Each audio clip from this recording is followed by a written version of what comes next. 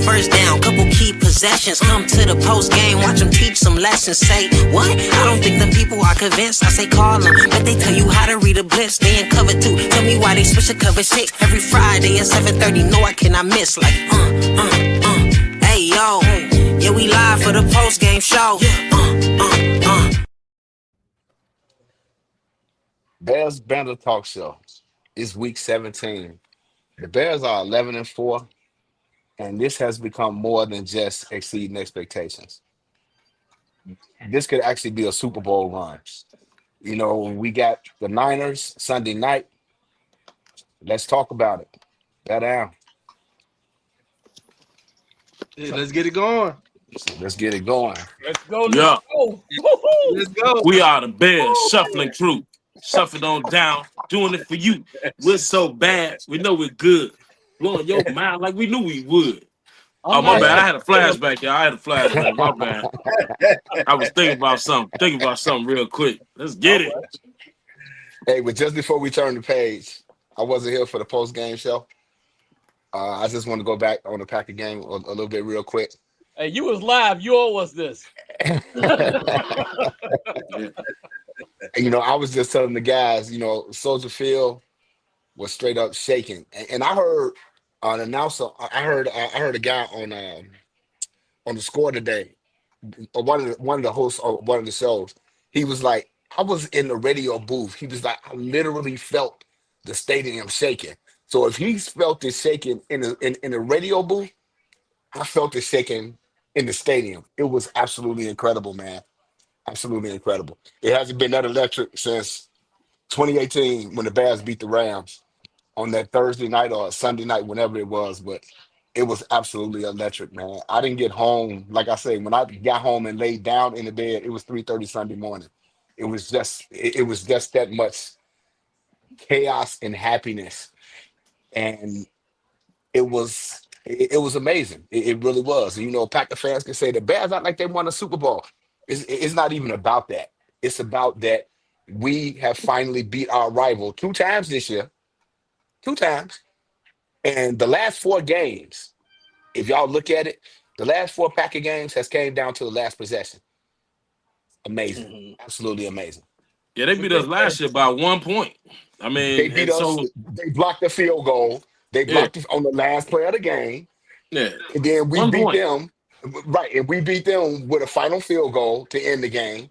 We lost this year, the first game, on the interception to end the game, and then we beat them in overtime this year. So the last 4 games, and the thing about it is the players that's on this team, they don't know nothing about the losing streak that we had been on. You know, Ben Johnson don't know nothing about the losing streak that we've been on. You know, Ben Johnson 1-1 against Green Bay. So to put that to rest, I just wanted to say that. Hey man, hey, shout out to our daddy too. Shout out to our daddy, Aaron Rodgers, for beating the Lions and getting us into the playoffs. Thanks, Pops. We appreciate you, Daddy. Forget that, Jay. Wait, nah, that's not to sound too diddyish. And that, all you had that bird's eye view. You owe us. What did it feel like to be in the stadium when the Bears went from down 16-6 to each time they started getting a little closer till we built up to that final explosion. So take us through that, man. It was improbable because once we got the ball back and Cairo kicked the field goal, everybody in the stands was like, no, don't kick the field. I'm like, kick the field goal, because I knew we had to go for the onside kick. Mm-hmm. So I was like, put the points on the board and let's go for the onside kick. If I'm not mistaken, the Bears are the only team this year to get an onside kick twice this year. So when he kicked the onside kick and Romeo Doubs looked up, and his mistake was instead of attacking the ball, he backed up. And when he backed up, he looked up. There it was. Blackwell got the ball, and I was like, I told everybody. It's 3 ups in there. That big ass helmet he was wearing, man. Well, hey, y'all, he backed up. Hey, he backed up, he looked up, and then he effed up all at the same time. And I told him then, I have no doubt with the game on the line and timeouts, and Caleb got the ball. I told him, I'm like, we gonna tie this game up. And then everybody was like, go for two. No, no, no, no. When you at home, you play for the tie. When you on the road, you go for the win. And when Ben Johnson sent Cairo out to kick that after the Day Walker touchdown, when he sent Cairo out to kick that extra point, I was like, "Yep." And I turned around to the Packer fans, Keith, that was sitting behind me. I was like, "Yeah." I was like, "It's over now. It's over." And then when they flipped, and they was like, "We gonna defer to kick the ball off," I was like, "Yep, that's what we need." Because by that time, the crowd was in a frenzy, and our defense was so jacked up. And I was like, all we got to do is get the ball back. And then Malik Willis did the improbable, and he fumbled the snap. But like I tell people, people call it luck. People call it luck, but I tell people, it's so many things that have to happen though. So that's not really luck. We needed the ball. We scored. We got the ball. We kicked the field goal. We needed the onside kick. We executed the onside kick. No matter what Romeo Dobbs did, all these things had to fall in line in order for the Bears to score. And then when they blew the defensive coverage, and Ja'Day Walker was running in the end zone, I'm like, oh my God. But Caleb had to make the throw. How many times have we seen Caleb make the simple throws look real, real bad? Getting blitzed, by the way, throwing off his back foot. Everything had to happen. And it was just improbable, man. I was just like, oh my God. But once we tied the game up, I had no doubt we was gonna win. So man, bro, it Hey, it was Jay, nothing like it, man. We've been hearing a lot of excuses this week, a lot of nonsense this week. And when I went back and reviewed that game, if you listen to the narrative would make you think that the Bears was losing by a whole lot of points the whole game. They really actually wasn't. It was 6-0 all the way until I think it was 27 seconds left in the third quarter when they finally got a touchdown.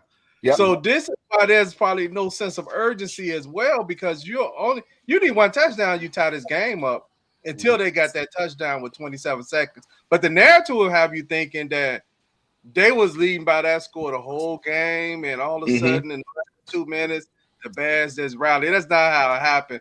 But hey, it's just like when Sugar Ray Leonard fought Hitman Hearns. Hitman Hearns came out throwing all this stuff. And normally, man, Hearns would clean the guy off other than Hagler with that punch. And it was a 15-round fight.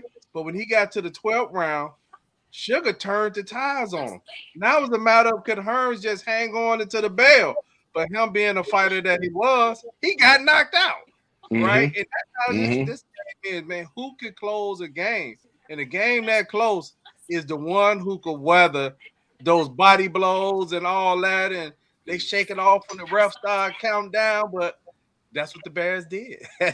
And I'm gonna tell y'all, I was literally on an emotional high until like Tuesday.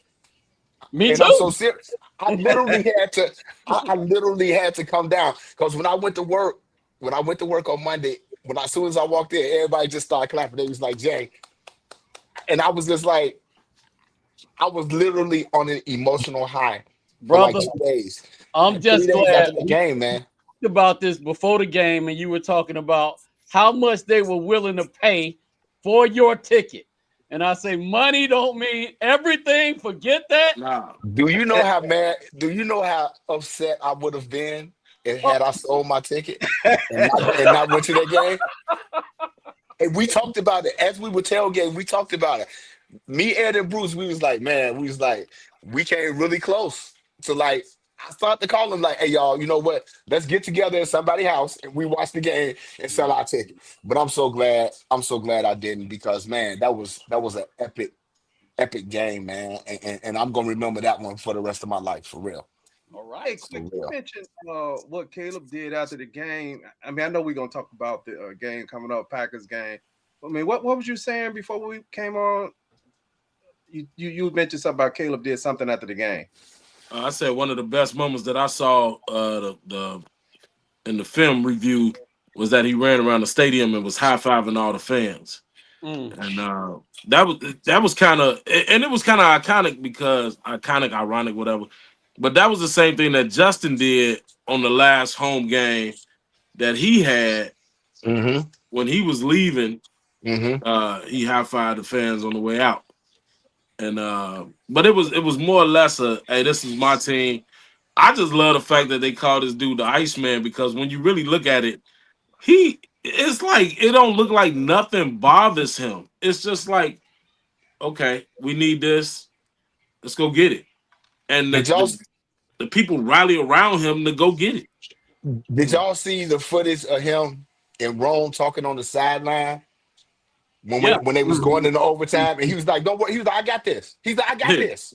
Right. I got it. I've said it so many times before on this show. He lives for that moment.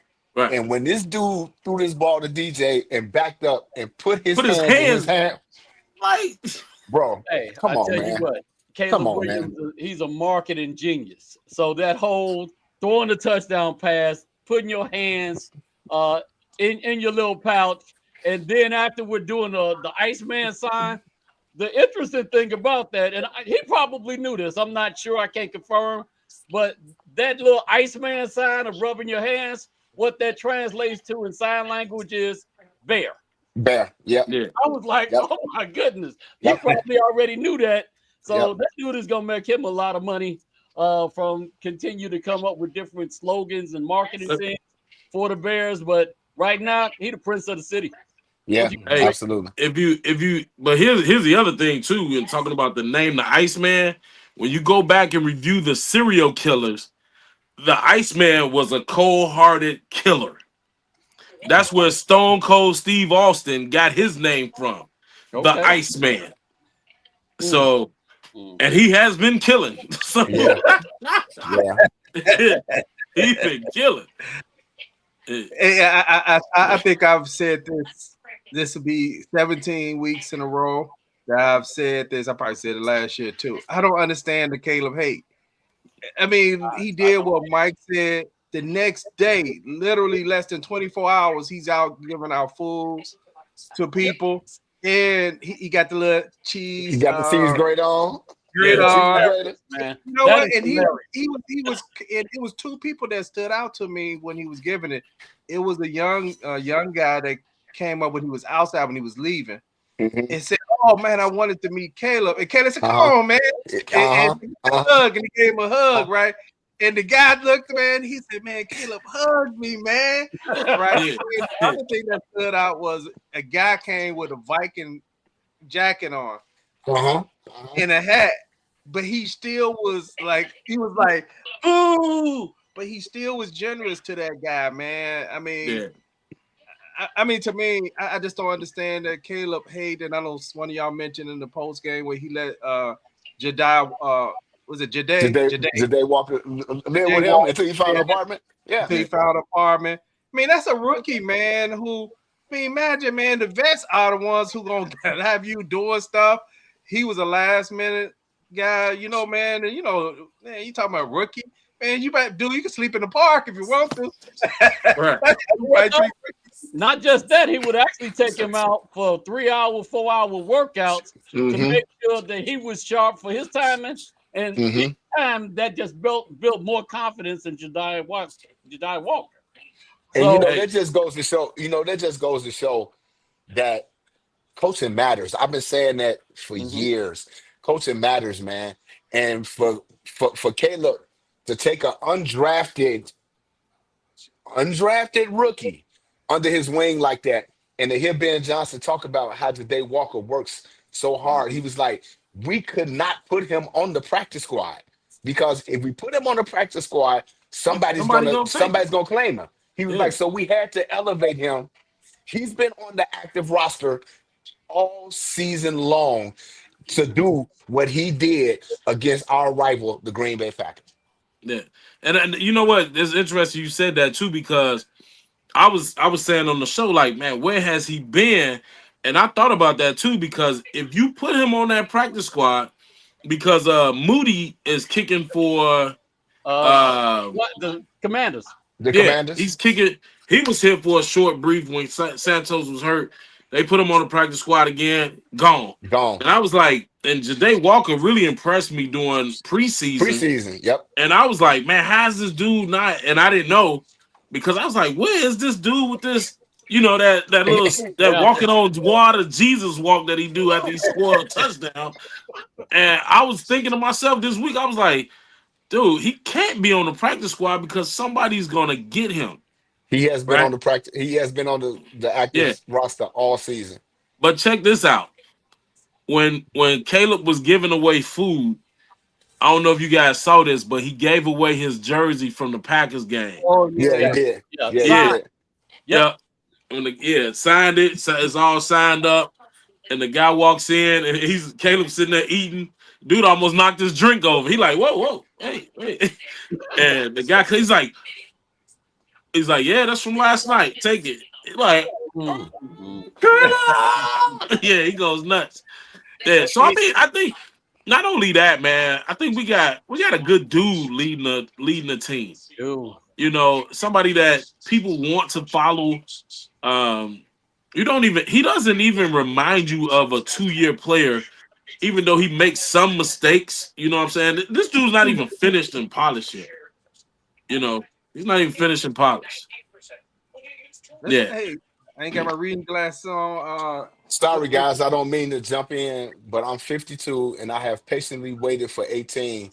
I have supported every quarterback we've ever had, whether there was a trade or free agent. This is the first time I actually believe. And you should. It's you time. should, Simon. I should. have a dream today. It is a dream deeply rooted in the American dream, but I still too have a dream. Doc has been saying, trust the process. He has been saying, trust the process. And I'm telling you, Ben Johnson, nothing bothers him. If you look at him on the sideline, you know, as we watch the game on TV or whether I'm at Soldier Field, people be like, call timeout, call time. I'll be like, Ben got this. He is so in control of what's going on. That play to DJ, they ran that formation 4 times in that game.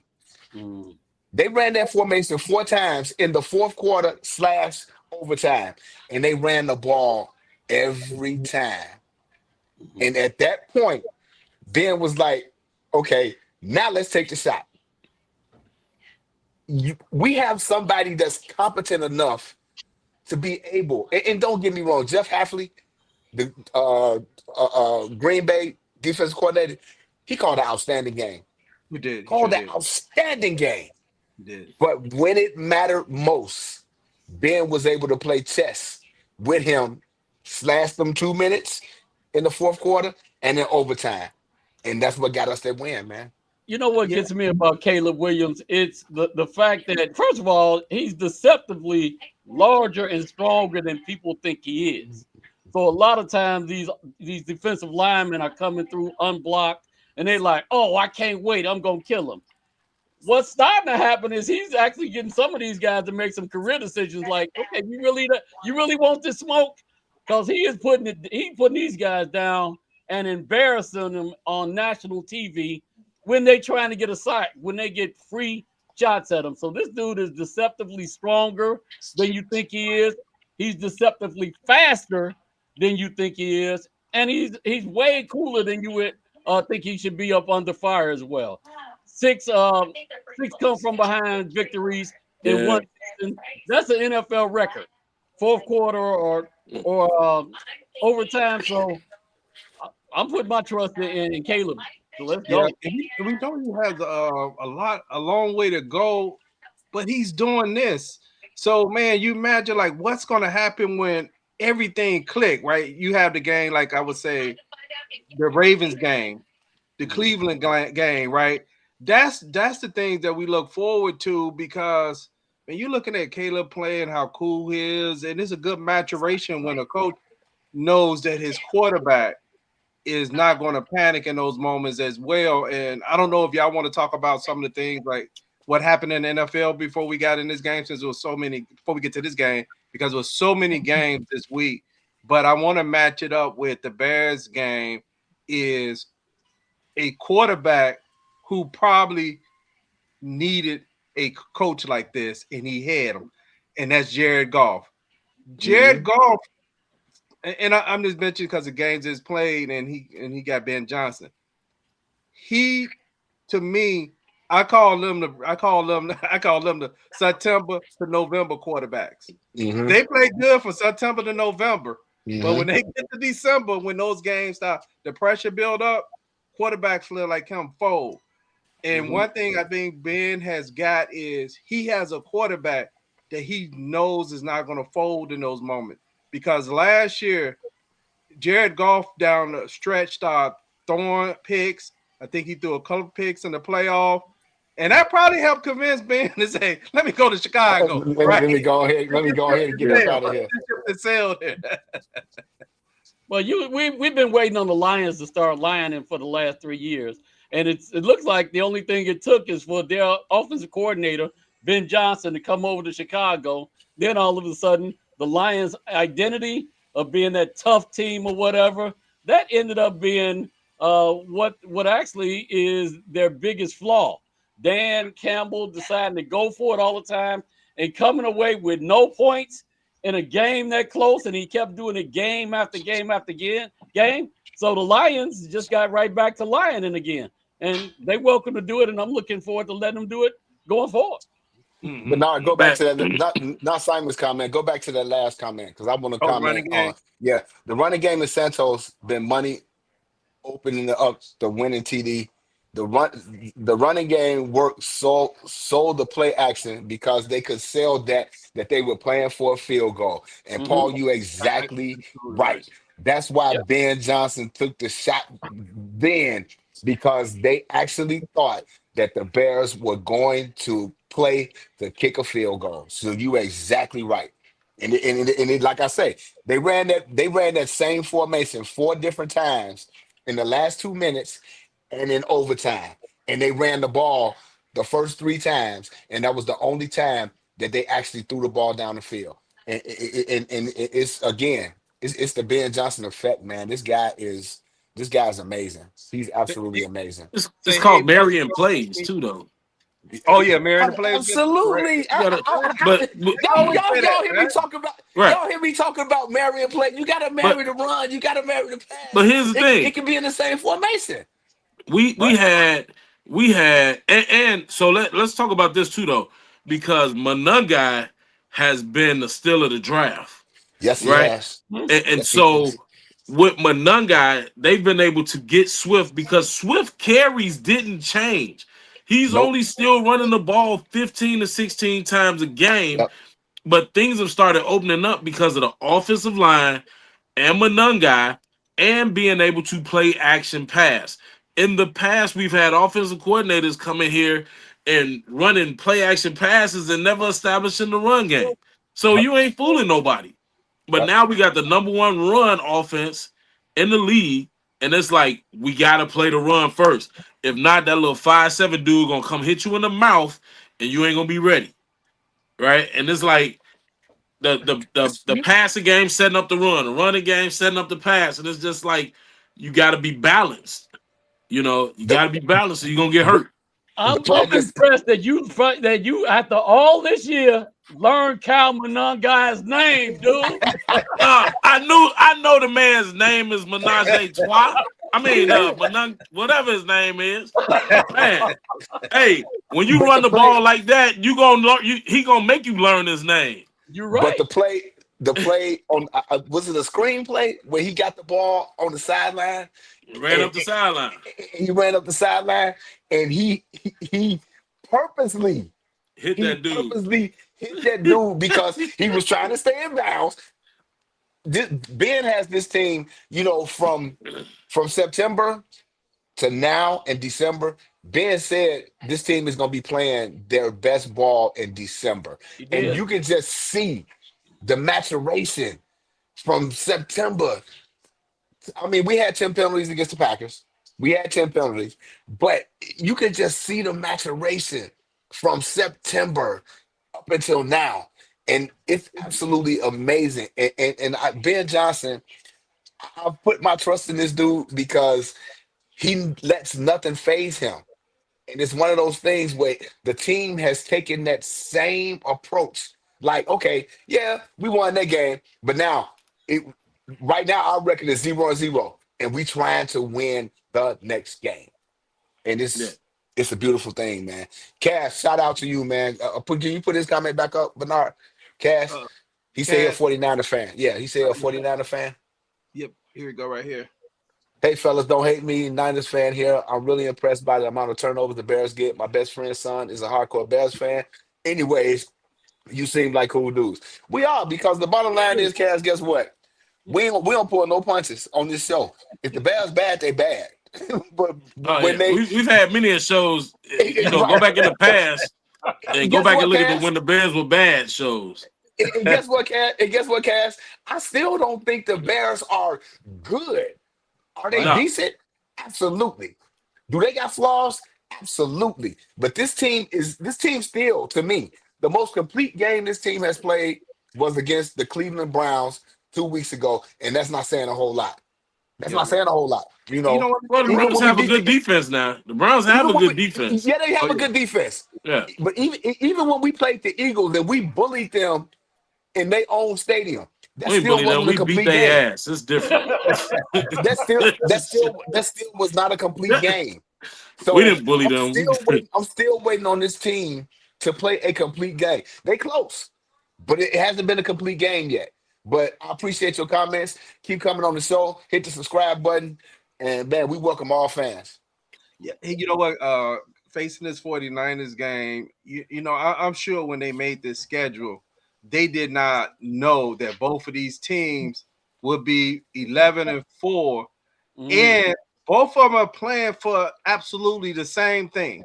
Mm-hmm. Both teams are playing for a shot at the 1 seed, hoping that Seattle slip up. So both teams still got a shot at the 1 seed, which makes like there's no excuse. Nobody could come with this guy's out, Fred Warner is out, Roma Dulce out, right? All the people we all could name on both teams who out. Mm-hmm. It's who wants this the most. When we get there, we get between them white lines, who's going to want it the most? I know Brock. Man, I was looking at Brock Purdy last week, man, and he was in a groove. I don't know, I'm trying to remember who they played. Nobody. But they were Indianapolis. They were playing the coast. I don't know, was the coast defense that bad or was he in the groove? What defense? 3 weeks ago, I watched Brock Purdy against the Panthers. He looked like he had never played football in his life. He had threw 3 interceptions by halftime. By halftime. It was just like he was giving away a government cheese, early or something. But the NFL. But the week, 2 weeks later, he's playing like, man, he's seeing the field good. He hitting everything. So let's get at it this week. This is the beauty about the NFL, because had they known that the Bears was going to be this good, San Francisco was going to be this good, those 3 games they had on yesterday on Christmas, that probably wouldn't have happened. Because we watched some bad games yesterday. That was terrible. It was terrible. It was terrible. But in hindsight, I'm just glad that we are in this position. And again, we get to do it on a national stage. Again, we the solo game Sunday night. Everybody gonna be there watch. We got 2 games tomorrow. Everybody gonna be there watch, the early window and the late window on Sunday. Sunday night, prime time against the 49ers for something that's actually worth being. It's something. It's on the line. It's on the line. And I've said it so many times on this show that we look at it, we like, okay, this is the most important game. Every game that the Bears now play is the most important game. There you go. I just get ready when I hear that.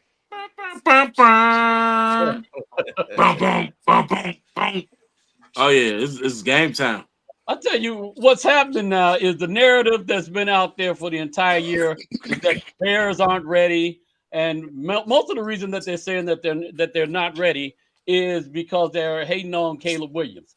The narrative now is, well, he's not completing over 60% of his passes. If you really start looking at that, first of all, he's got the number 7 highest drops in the NFL. So he's got over 33 drops that are coming from his own offensive players. That equates to about 350 yards. So that already puts him more accurate. The next thing that happens with Caleb Williams is he's doing a whole lot more running the offense and doing throwaway plays where he can see the play blew up and either throw it at the feet of the receivers or throw it out of bounds. You don't get credit for that. He's still one of the lowest interception rates of any quarterback within the last 10, 20 years. So he's got a lot of advantages that people aren't accounting for. So the most important thing that you need to be successful in the playoffs is you need a running game, an opportunistic defense, and you also need elite quarterback play. The Bears have that. Is that absolutely? I think that's going to take us a long way. And just to add on to what you were saying, Plank, with those throwaways, those used to be sacks and negative yard plays. Yep. So we're not. They consciously told him, get rid of the ball, don't take unnecessary sacks, keep us in the positive light. And so those used to be sacks. So you add those. I don't care what the hell his percentage is. His winning percentage is over 60%. I know that. That's all I care about. I don't care what color his nails are, long as he winning football games. You know what? The interesting thing about that, if you juxtapose him against Jared Goff that we just mentioned, Jared Goff is over 70% completion rates, but his passes, his catch passes attempts are at about 7 yards. Caleb's are over almost 9 yards. So what does that mean? He's throwing the ball down the field, trying to get the big plays versus being a game manager, which is what they basically turned Jared Goff into. So there's a whole lot that's going on under the scenes that people don't realize what they're actually looking at. Yep, Simon, you're exactly right. You're exactly right, because which is where I'm going back to. This team in September is so much different. It's so much different now in December. And Ben mentioned that, I think that was today, Simon, where he said, he was like, we couldn't even get out the huddle. We wasn't even getting out the huddle right.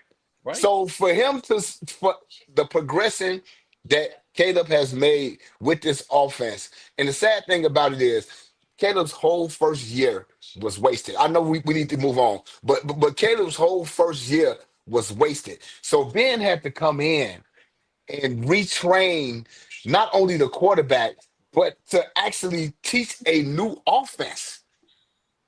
This is Coach of the Year status stuff. And I know he probably won't get consideration for it because Tom McVay and the Rams are doing what they're doing. But this is Coach of the Year stuff. But,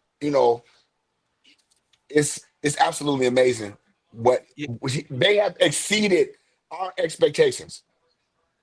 I know they've exceeded mine. They've exceeded my expectations. I would have never thought the Bears were going to win 11 games this year. They're 11-4 with 2 games left. I picked them and to win. Should have won one. Should be 12-3. It should be 12-3. Yes, it should. Because if we played that game over, if that game wasn't our first game, we easily win that game. Yeah, we blow that. We blow that by some giving up some late touchdowns. Basically, the team. I don't know sure if George Kittle's going to play. I know the last game he played, in the Colts game late in that game, I saw him limp off the field, and I think he's still on the questionable list. But McCaffrey, man, that's a man. He is a slick runner, man.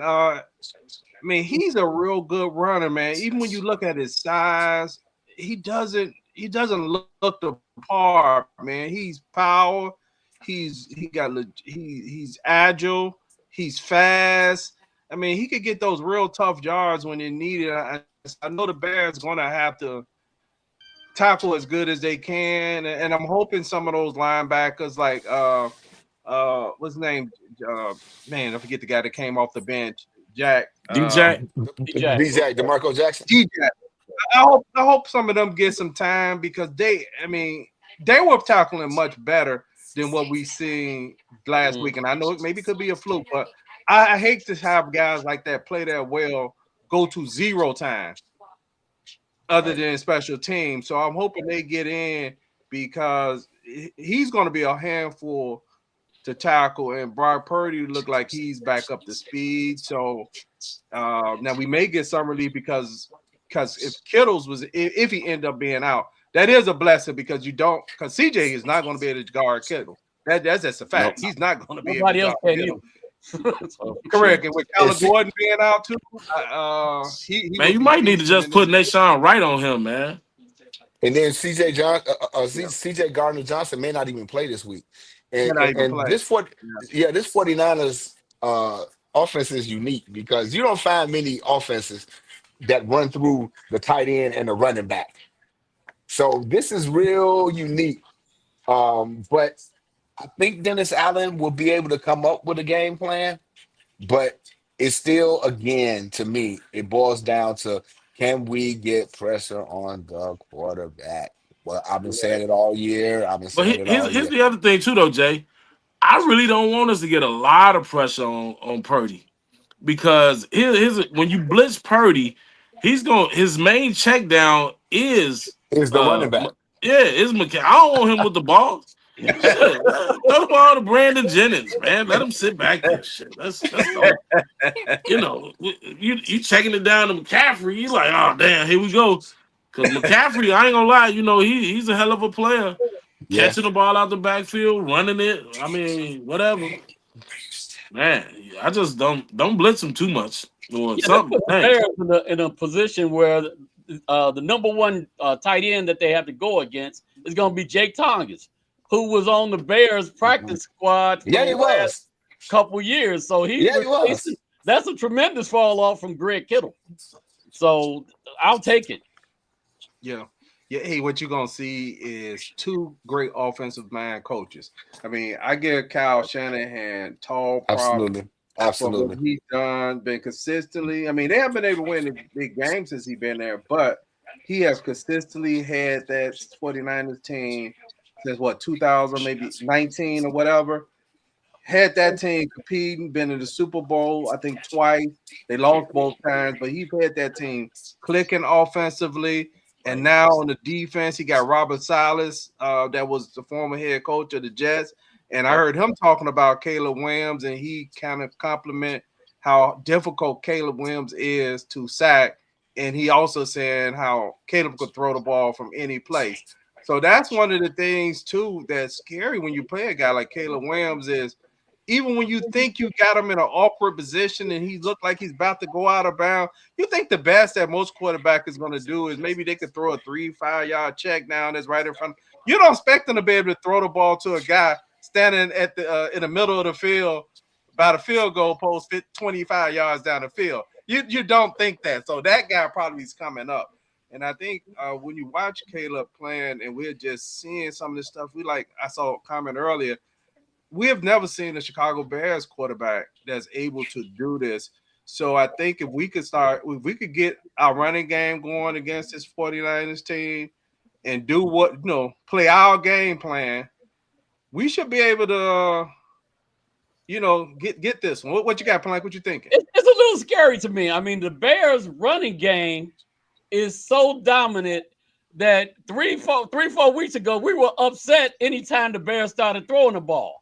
And that's why I kept saying, wait a minute, we have to run the whole offense because Ben Johnson has a different vision of what good looks like from his offense. He's not thinking, it's 4th and 1, let me get this first down and then go on. He's thinking, who can I catch sleeping on 4th and 1 so I can implement this other play I've been working on? So that whole mindset is putting us in a different place. And I'm glad that Caleb is peaking at the right time. But this is something that we've been actually watching progress for this whole year. So it's not as surprising as it should be. He's a handful. I'm talking about Caleb Williams. Yes, sir. Yes, sir. Hey, what you got, quick? I was listening to Plank, and he said Ben Johnson good. It's not good. It's good, better, best. Never let it rest. Never let it rest. Till your good gets better and your better gets best. I mean, can you imagine how many people saying that now? They said in church this Sunday. You're right. Yeah, it's good, better, best. But they've been coming out with where did this originate from and all of that, and just imagine. I mean, he's you talking about changing the culture, and when I think you look for stuff to play for, and it's like they playing to go in there and hit that chant at the end. You know what I'm saying? Right. Because it's a couple things I look forward to. I look forward to Tremaine Edmonds. It's Chicago. And go better best. Never let it rest. You know, it's a couple things I look forward to. And then I look forward to Mojo Brooks, what he got to say. Yeah, after, Mojo Brooks said he's funny. Yeah, I look forward to what Caleb French tips on me. French tips on me. I ran into Mojo the year that the Bears draft Caleb Williams, who was at Soldier Field that day. I spoke to him, man, and kind of look up like, man, I watch your show, watch your clips. Funny as heck, man. I saw something in stand up, funny as heck. But yeah, man, Simon said part of a winning season, right? Like all that, right? Being able to see those guys celebrate, to see the good, better, and best, right? I mean, like, what is Ben gonna do if he gonna take off his shirt in this victory, man? That's all part of what makes this team special. But you got Jay reading the comment, ball control. Yeah, I was reading the comment where he said ball control with run game, and this is my nickname for our Bears duo, Jack and Coke. Because one smooth and the other will punch you in the neck. I like that. I love that. I like that. And Simon, I can tell you, I do enjoy a nice Jack and Coke every now and then. I can't say that. But every now and then. That's why he was up till 3 o'clock after the game. He know what he was talking about. Right. But for the Bears to win this game this week, I've been thinking about this all week. I didn't come down the game was Saturday night.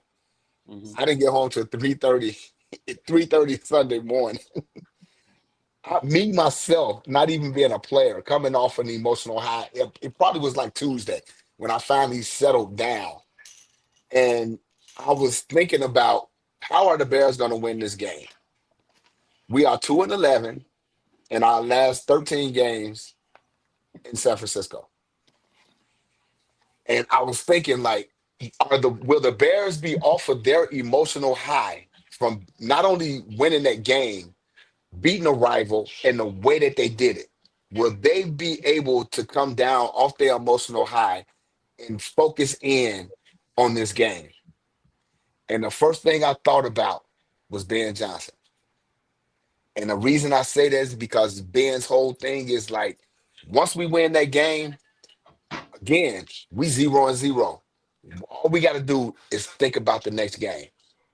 And because I believe in Ben Johnson, I really think he's going to have a game plan that's going to be able to go into San Francisco and compete for this number one seed that us, the 49ers, the Rams, and the Seahawks are vying for. This is epic. This is epic. And I just really think, I don't know if we're giving predictions right now, but I just really think Ben Johnson is going to have this team ready to play on Sunday night.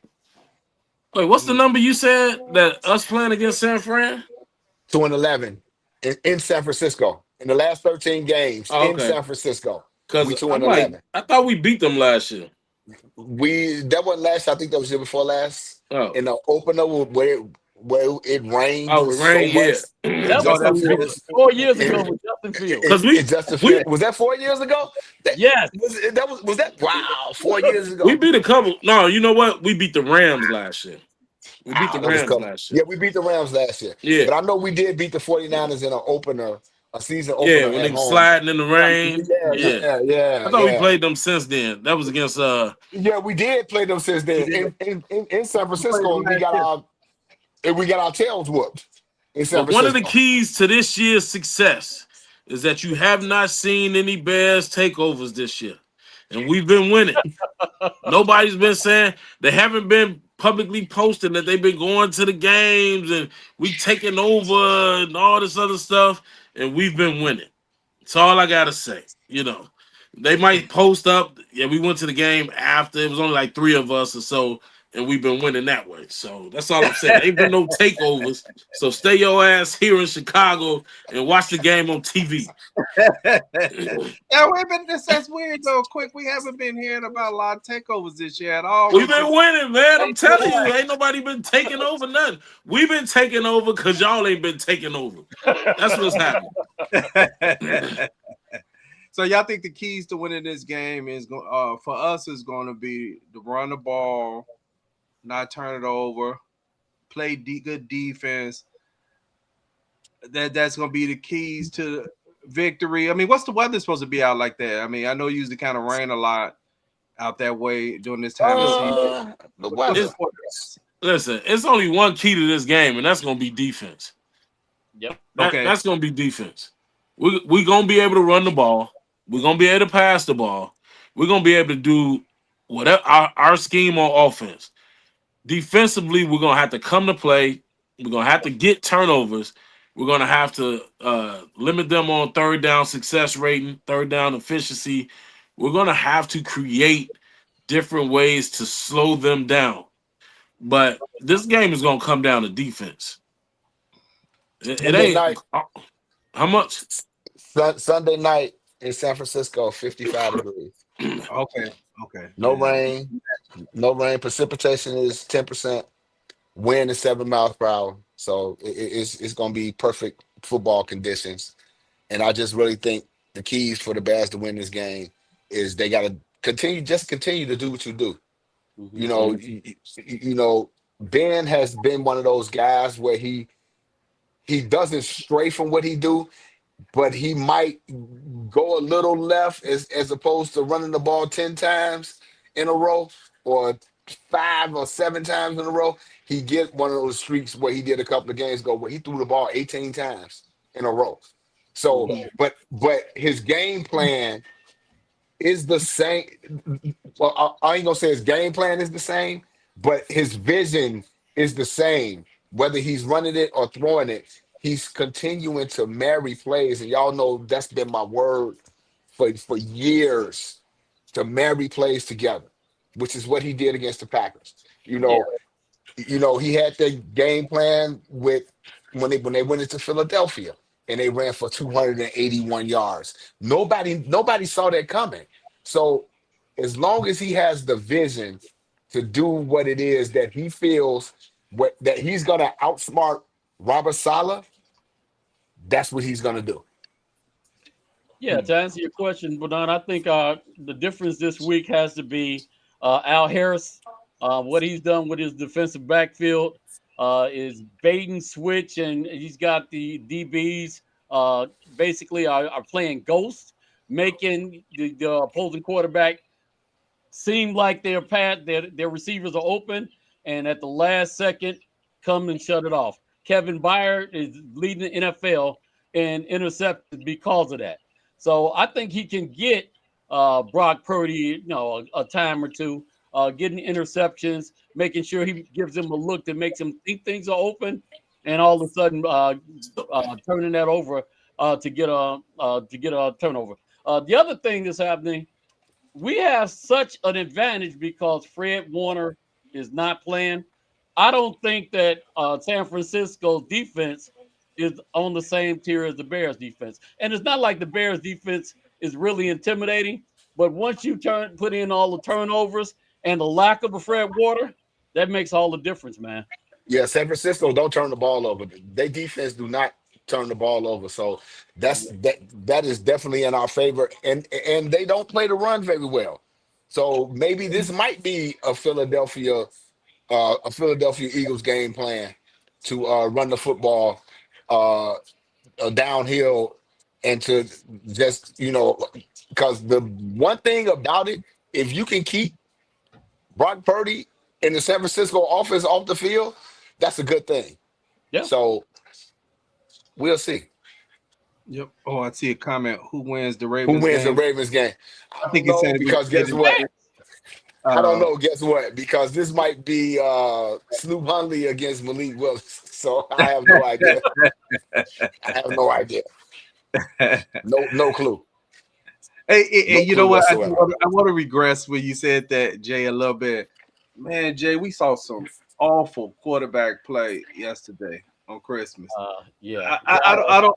Oh my God! I mean, it was some people that you were just like. I mean, we literally had a quarterback for the Vikings who only who only threw for 63 yards in the game, and they won.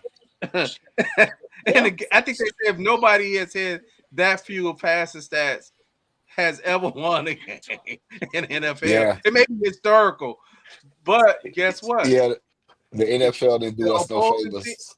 the opposing team quarterback threw for 62%, but he threw 2 picks and fumbled the ball four times, 3. 3 times, and I think they had a total of 6 turnovers. Yeah. So much for that particular that particular thing. But man, you know what? Before we get to these predictions, hey, thank everybody for the love, for supporting the show. And like Jay Hit the mentioned subscribe early, button. hit the Hit the subscribe subscribe button, button. fellas. You know, What's up, hey. button? What's up, button? What's up, button? Hey, whenever we play opposing teams, man, we definitely welcome the opposing team to chime in because we're not going to be talking to you like you don't have a voice. Hey, we want you to put that input, man, and we go a little back and forth on it. But man, let's go to that part of the show, man. Before we get to these predictions, this guy not here. 2 for 2. 2 for 2. 2 for 2. What games are we looking at? I don't know. Man, hey, for those who are new to the show, 2 for 2 is on the prediction show on Fridays where we pick the top 2 teams as of whatever that week is that we feel are the top 2, and then we pick the bottom 2 teams as of that week. I gonna start it off, man. The worst teams in the NFL right now has to be the Giants and the Ravens. The Giants quarterback even won up the Vikings quarterback on Sunday. On Sunday, their quarterback had a net 13 passing yards. It's sad, man. It's so sad. It's so And then sad. the next one has to be the Raiders. Raiders is the next team I have as the 2 worst teams. The 2 top teams I have right now, and I'm battling with our beloved, but I'm gonna go ahead and go with Denver and Seattle. Okay. Man. I'm Okay. gonna take my bottom 2. I'm still gonna say the Titans. I'm still gonna say the Titans, and I'm gonna actually go with the Giants as well.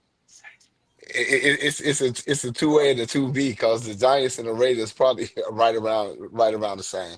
They are. And for my top 2, as much as I don't want to do it, I gotta give Seattle props, man. I gotta give Seattle props because they continue to win football games, and I don't know how they doing it. I've been saying this since last year when Sam Darnold was a Viking. He was going to turn into a pumpkin, but it has not happened. So I got to give it to Seattle. And my second best team, top 2 team, I'm going to give it to the Rams. The Rams are completely, you know, they offense is incredible. And the sad thing about it is, and then I'm going to leave it at this. Do y'all realize the Chargers are 11-4? No. Ain't nobody talking about the Chargers. Ain't nobody talking about the Chargers. But they actually 11-4. Because they suck. No, but anyway. Hey, you know what? As much as people say we are bad, the Bears are bad, 11-14. Man, I would literally say the Chargers are bad, 11-14. I mean, I don't watch the games of them, and it literally looks like I don't even know. I can't even say it was a comeback win or anything. It just ended up at some point. The other team just outbad them. Just outbad them. Yeah. But you got quick. I seen you was about to get your 2 for 2, or was it plain?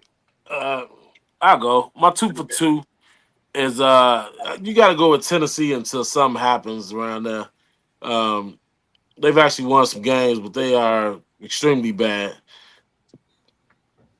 My other real bad team to me still is the Cardinals. Yeah. The Yeah, Cardinals, yeah. they just, they had all that hype with Marvin Harrison and that Ferrari looking like a 78 Pinto right now, man. Just say, hey, can you imagine? I'm looking at Marvin Harrison being hurt, Neighbors been hurt, Rome has been hurt, but Rome has probably given us more than those other two have given the other team. And my top two are the Rams. That's gonna be a problem. And Denver. Okay. Mm. Denver. So looking at that bad quarterback class that I talk about with Fields, and Yeah. looking at this quarterback class with Caleb, Mm. man, these dudes here. I mean, you think about it, like 4 or 5 of them have already been in the playoffs Yeah. And from keep back to back. and I'm sorry, Plank. Before you get your top two and bottom two, ain't nobody said nothing about the Patriots. Ain't nobody said nothing about the Cause Patriots. no, you ain't But here. but I but but but but they but, but records. Doc, Doc. All I want to say to you is, I feel the same way about the Patriots that a lot of people feel about the Bears because No, we everybody got keeps signature saying wins though. the Patriots, and that's what I'm saying. Everybody saying, "Oh, the Patriots are 12. They ain't played nobody." Because guess If you what? They play in the last place schedule just like we are. They Nah, play in the ours was last a place little schedule different. just like we are. We Ours we was a got little some difficult. signature wins. We got some signature wins. They beat Buffalo. They beat Buffalo, and they only got like 2 signature wins But I'm just saying, why ain't nobody talking about the Patriots in this because they grand scheme suck. of That's things? why they suck, man. You saw I hear you mention that. I when they just had to play mention real that. teams, they start getting whooped. I just had to mention that. All right, the worst two teams in the NFL. You got the Titans at number one. And number 1A has got to be the team that's probably liable to come out and draft a kicker in the first round, the Raiders. So they're going to get a kicker, and he's going to be that number 1 draft choice as the first round draft choice.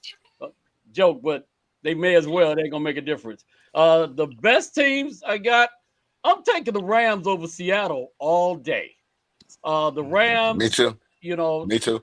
that quarterback of the I Rams has trust their been a quarterback, right? problem for a number of years. And him and what he does with Puka Nacua, that dude he's a problem. The other team that's the best team that I'm going to take, Chicago Bears. Okay. Jordan Beat, let's Okay. go. Okay. Okay. That's I ain't good. got a problem with it. And quick, I gave everybody an A too. Forget you. Man, hey, It's Christmas break. He can get good grades right quick. Right, right, right. You know, man. You ain't got to do much around here, huh? Man, all you got to do is have your mom look good. You get an A. Come on, That's all you ever need to do anyway. So there you go. man. hey, y'all ready for these grades? Grades, Yep. scores. Scores, yep. Yeah, Yeah. let's go. Oh, let me flash something. Let me show where we at, Jay. Hey, look at Jason up there bragging. Oh man. Jay ain't 14-1. Ain't no way. Okay, you'll take it. Good job, brother.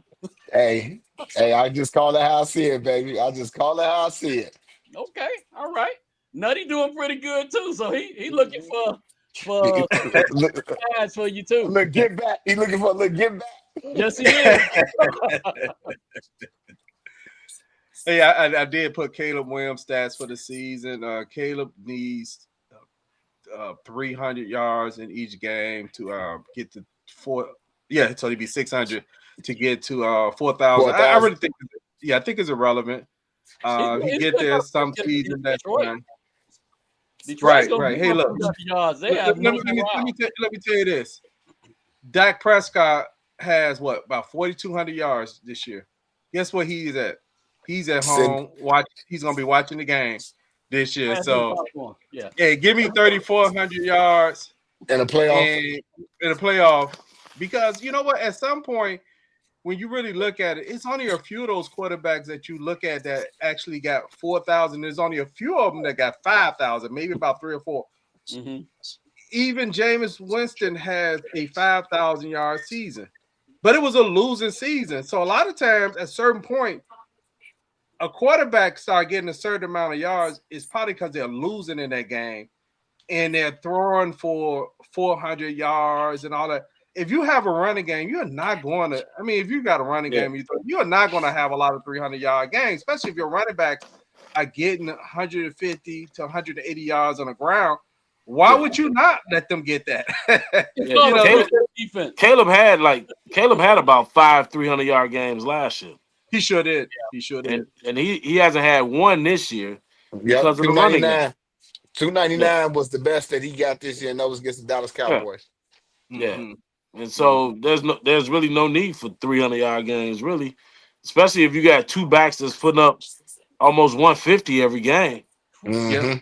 Yeah, and just like Simon just mentioned, Swift. Simeon just said Swift 7 yards from 1,000. 1,000 yards. Let's get it for him. Let's get it. Right.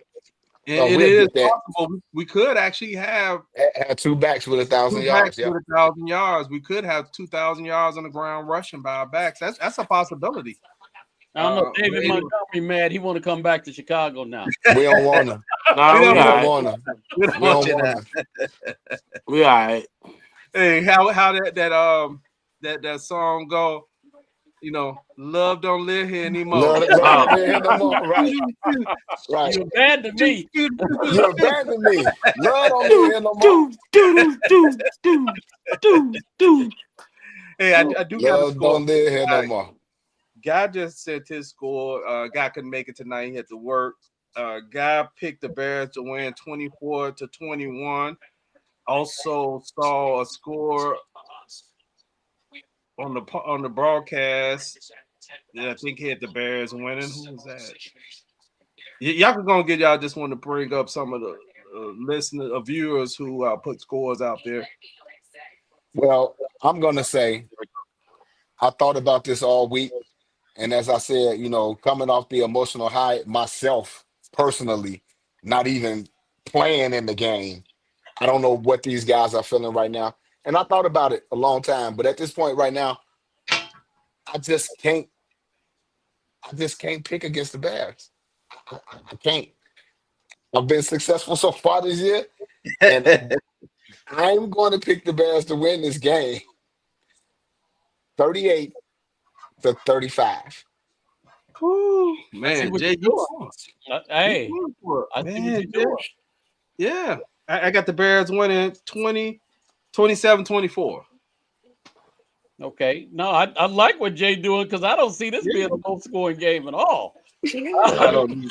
So I got the Bears winning 31-28. 31-28 Bears. What you got, quick?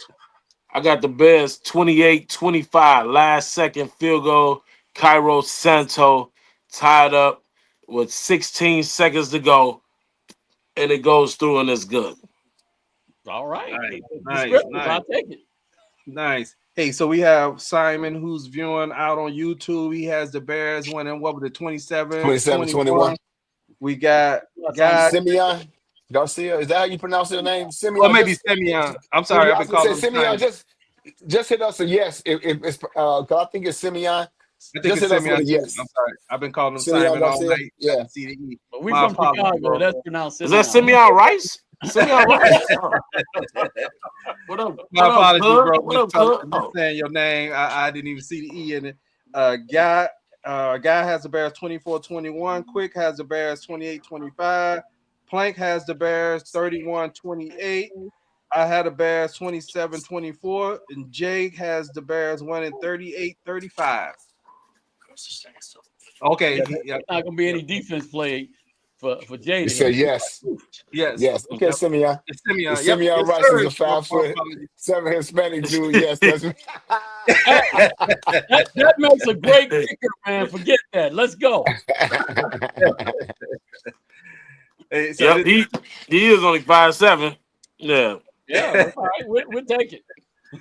Hey man, this is this is gonna be Man, this reminds me of how I felt in 1985 when the Bears. Yeah, Almost. you know what I'm saying? And Almost. My 80s chain right here.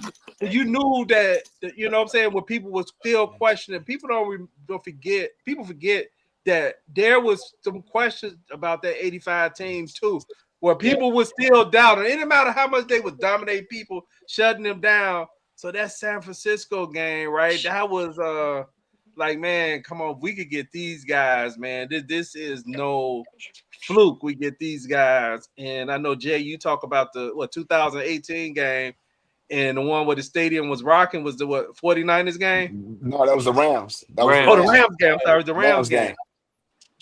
Yeah, I just so want to man, say, you know, we not fair weather fans, and it amazes me. Being a season ticket holder, it amazes me how this city embraces the Bears being a good team. You might have Bears fans in these last few years or these last since 2018, where you look at it and be like, yeah, okay, yeah, the Bears, they suck, they this, they did. But when the Bears are winning, this city is electric.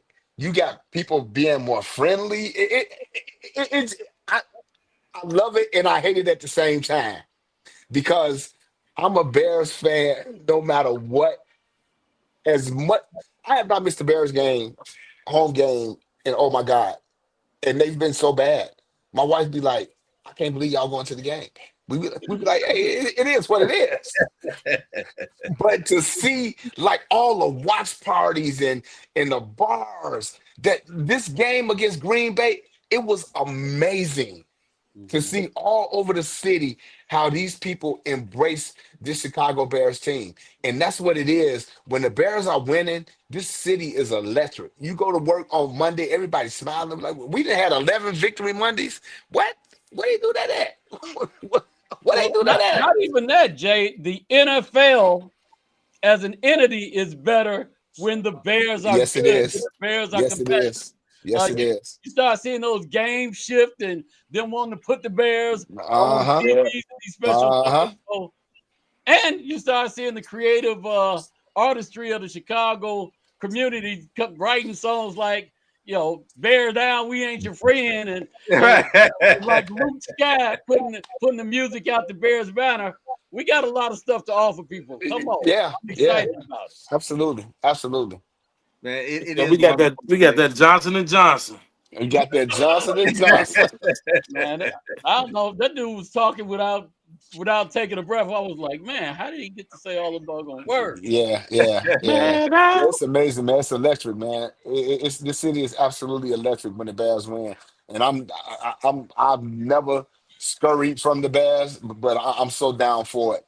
You know, I don't open the bandwagon to everybody, but it's a few people that can actually get on board, It's and heavy. it is heavy. It is heavy.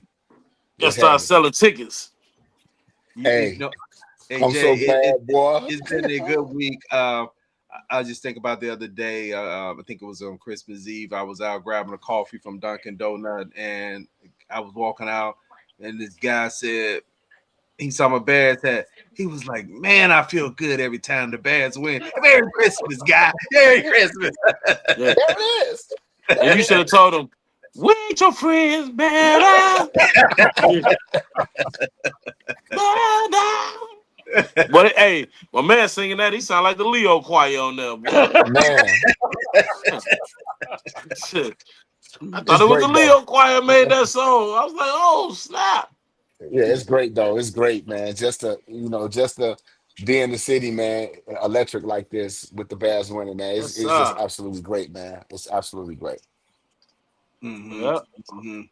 So Yeah, man, yeah, it's all good. man. We So appreciate all everybody, the comments tonight. hit that And let me subscribe button. What's up, yep, man? Hit make that sure you subscribe subscribe. button.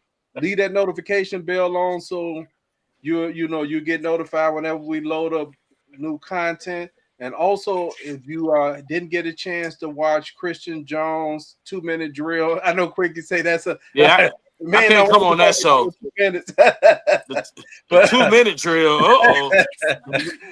But Christian did a show the other day on Caleb Williams, a recap of the season, and he answered the question: Was Caleb able to take the Bears to the next level? And like you said, Quick, Christian has finally bought in and said Caleb is that dude. Hey, it reminds me of the Blues Brothers when they walk in. I can see the light. I can see the. Hey, I got a new show content, man. The spinoff for the defense, though. Okay, wait, let me know. We working on. It's gonna be called the Bait Masters. The bait guys. The Bait Masters. You wrong, bro. Huh? What? For that? No. The Bait Masters. I mean, we get a lot of picks from baiting, man. What are you talking about? Bait the quarterback. Yeah, the bait. They go plank again, man. Hey, maybe that's the Man, we need to go add that as a segment, man. I wish you'd have said that earlier. You know how they had the thing? They had that You've Been Moss. Man, man, we should all season run the clip on the interception.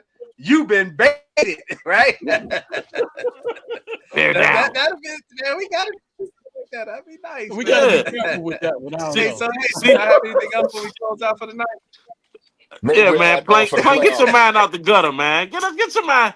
That's how I live, man. Get off me. It's Bait Masters, man. Yeah, okay. Maybe We we'll are add the that for the masters. playoffs. We're the masters of baiting.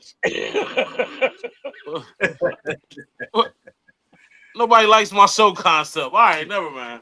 No. Why do you like your show concept? Hey, Man, you going to thank hell, y'all man. so You much. going to hell. Hey, he doing it the day after Christmas, man. Right. Going to You hell. was like them kids they left home alone, man. That's Man. Yeah, shout out to the parents that left their little 8-year-old boy home by himself. Man. Yeah, but I'm looking know- forward. I'm looking forward to Sunday night, man. It's gonna be Me too. it's another big game for the Chicago Bears, man. Yes, sir. Let's go. And Start friend. and We ain't your friends. if Ben Johnson put the game plan together, we can win this game. So we'll see what happens. I just hope they've come down off the emotional high from beating the Green Bay Packers. Yeah. right. That's Hey, all. depends on what time that game is. Sunday night. What is it? What time that kick off? 7:20, I 7:20 or believe, something like that? 7:15, something like that. Yeah. Big game. Yeah. So depends on what time the game over. If we're gonna do a post game that night or the next day. But until next time, Let's say Frank. No.